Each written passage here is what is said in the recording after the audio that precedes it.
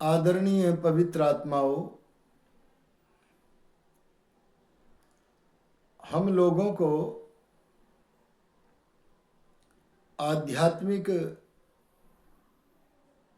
जीवन बनाकर अपने जीवन को सफल करना चाहिए। जो मनुष्य आध्यात्मिक यात्रा का संचालक बनता है वह ईश्वर का उपासक हो जाता है। ईश्वर की आज्ञा में रहकर प्रतिक्षण सावधान रहकर प्रत्येक क्षण परिश्रम करता है तथा उसका आत्मा अपने को इतना फैला लेता है कि वह सारी सृष्टि को अपना कुटुंब मानता है।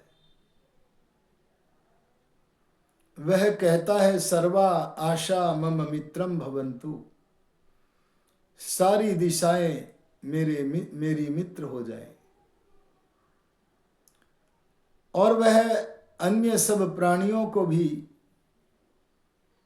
परमात्मा से शक्ति प्राप्त करके स्नेह का वर्षण करता है। वह अपने आत्मा के समान ही दूसरे आत्माओं को जानता है। इसके लिए महर्षि मनु, महर्षि दयानंद आदि ऋषियों ने हमें पंच महायज्ञों के अंतर्गत अभ्यास करने का विधान किया है। हम अपने आत्मा को जब विस्तृत करते हैं तब पितृयज्ञ करते हैं। अपने माता पिता के प्रति अपने कर्तव्य का हमें बोध रहता है। जिन्होंने हमारा लालन पालन पोषण किया है उनके प्रति कृतज्ञता का भाव रहकर श्रद्धा पूर्वक उनकी सेवा और उनको प्रसन्न करने के प्रयत्न करते हैं। जब हमारा आत्म विकास और अधिक होता है तब हम अपने जैसे ही जीव अर्थात मनुष्य मात्र को देखकर उनका सम्मान करते हैं, आत्मवत भाव से वर्तते हैं। और यदि उनमें कोई विद्वान होता है, यहां वहां जहां तहां परोपकार की दृष्टि से वेद विद्या को फैलाने के लिए भ्रमण करता है, ऐसे अतिथि को हम अपने घर में बुलाकर उसका सम्मान करते हैं,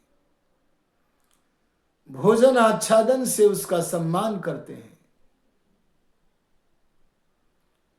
और उनसे प्रश्नोत्तर आदि की शैली में उपदेश भी ग्रहण करते हैं। अपना वेद का मार्ग विस्तृत कर लेते हैं। यदि हम अपने आत्मा का और अधिक विस्तार करते हैं तो मनुष्य मात्र को ही अपना कुटुंबी नहीं मानते, अपितु प्राणी मात्र के प्रति उनके आत्मा को अपने आत्मा के समान मानकर उनका भी परोपकार करते हैं। उनका परोपकार करने के लिए प्रतिदिन कर्तव्य है बलि वैश्वदेव यज्ञ। बलि कहते हैं परोपकार के लिए दान की गई वस्तु। जैसे हम भोजन बनाकर खाने से पहले पशु पक्षी आदि को भेंट करते हैं, वह भेंट की गई वस्तु बलि है। परोपकार करना बलि है। इसके स्थान पर कई विधर्मी, जैसे कि बकरा ईद का एक तथा कथित पर्व है जिसमें पर्वता तो है नहीं, प्रसन्नता तो है नहीं, चारों दिशाओं में विषाद ही विषाद होता है, पशु हत्या दिवस के रूप में होता है। उन पापियों के इस पाप कर्म को सरकार और प्रशासन जो कि बलवान होती है उसे रोकना चाहिए। सरकार को संस्कृत में सर्वकार बोलते हैं। जो सब कुछ कर सकती है वो सरकार है। उसे करना चाहिए। और हमारा भी कर्तव्य है कि हम उन्हें प्रोत्साहित न करें, उन्हें बधाइयां न दें, अपितु तिरस्कृत दृष्टि से देखें, जिससे कि दुष्टता का नाश और अच्छाई की वृद्धि हो।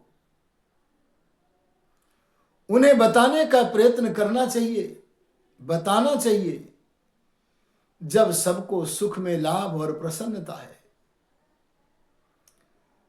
तो इन पशु पक्षियों में सुख में लाभ और प्रसन्नता नहीं होगी। अगर हमें सुख में लाभ और प्रसन्नता है तो पशु पक्षियों को भी सुख में लाभ और प्रसन्नता है, और यह सुख में लाभ और प्रसन्नता ईश्वर प्रदत्त वस्तु प्रत्येक जीव में है। इसलिए जैसे तुम अपने प्रति व्यवहार चाहते हो कि मेरे लिए कोई अपकृत्य न करे, मेरा हनन न करे, ऐसे दूसरों के साथ भी व्यवहार करो। और इस व्यवहार का नाम वैदिक संस्कृति में दिया है बलि वैश्वदेव यज्ञ। अर्थात विश्व के जितने भी प्राणी हैं उन सब के प्रति हमारे जो परोपकार के कर्तव्य हैं उनको यथा शक्ति हमें करना चाहिए, प्रतिदिन करना चाहिए।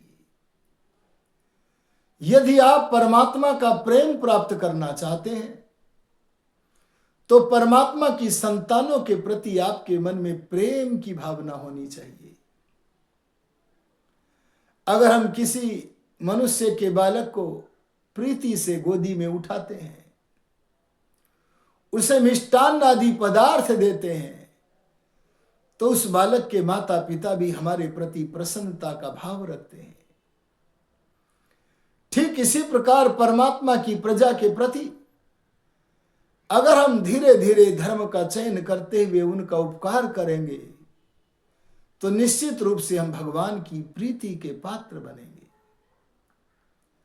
अतः आओ आत्मवत सर्वभूतेषु यह पश्यति सपश्यति, जो अपने समान सब प्राणियों को समझता है वही वास्तव में देखता है। यह सुंदर दर्शन हम सृष्टि में करते हुए अपने जीवन को परोपकार से परिपूर्ण करते हुए सुपथगामी बनावे, भगवान के मार्ग पर चलें। इन्हीं शब्दों के साथ मैं अपने उद्बोधन को विरमित करता हूं। ओम शम।